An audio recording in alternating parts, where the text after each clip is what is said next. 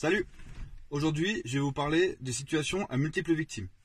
Ces situations, elles peuvent être suite à différents phénomènes. La première, ça va être par exemple tout ce qui va être fusillade, attentat, ça peut être aussi tout ce qui est accident de la route, effondrement, ce genre de choses.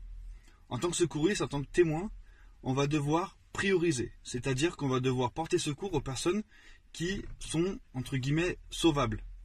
Une personne, par exemple, qui serait en arrêt cardio-respiratoire, donc qui serait inconsciente sans respirer, malheureusement, elle ne sera pas comptabilisée comme prioritaire. C'est-à-dire que on ne va pas pouvoir rester sur cette personne, faire un massage cardiaque pendant X temps, faire des insufflations, etc. Alors qu'à côté, il y a potentiellement quelqu'un qui va avoir une hémorragie externe et voilà, une simple pose de garrot, boum, la personne est traitée, on peut passer à quelqu'un d'autre.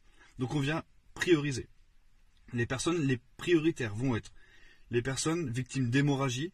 À ce moment-là, la compression, c'est une chose. Si jamais il y a vraiment beaucoup de personnes et qu'il va falloir vous libérer, on ne se pose pas de questions. Garrot, je vais faire une vidéo pour vous expliquer comment faire un garrot avec un lien simple. C'est-à-dire un garrot qui n'est pas vendu dans le commerce comme les garrots tourniquets ou ce genre de choses. Avec un lien simple, type ceinture, cravate, ce genre de choses. Je vais vous montrer. J'ai fait une vidéo là-dessus avec mon fidèle allié Carapuce.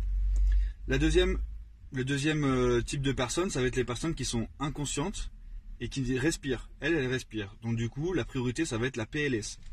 Si vous ne vous souvenez pas de la position de la PLS, ce qu'il faut retenir surtout, c'est que cette personne, elle doit être mise sur le côté pour éviter qu'elle s'étouffe. On est là face à des situations qui sont extrêmement graves, extrêmement traumatisantes pour les personnes qui l'ont vue, pour les personnes qui la vivent.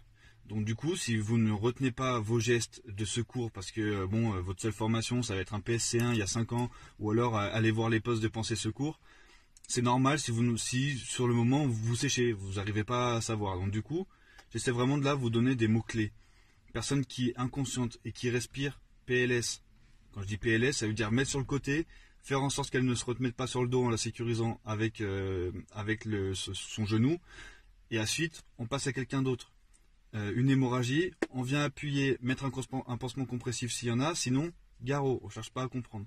Derrière, les médecins, eux, ils vont gérer, et c'est eux qui vont faire vraiment un tri médical pour les donner, pour les transporter dans les hôpitaux, dans tous les services d'urgence, en fonction des places, etc. Bref, c'est eux qui vont gérer. Vous, en tant que témoin, vous n'allez pas intervenir longtemps. C'est-à-dire que s'il se passe un truc comme ça, les secours vont arriver extrêmement vite. Donc vous allez peut-être avoir le temps de gérer aller 1 à 2 personnes grand maximum.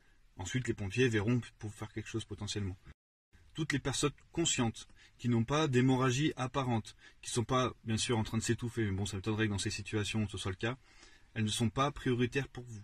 D'accord ? Elles seront prises en charge par la suite. Il y a des cellules psychologiques, il y a le SAMU, il y a les pompiers. Vous, en tant que témoin, vous devez prioriser.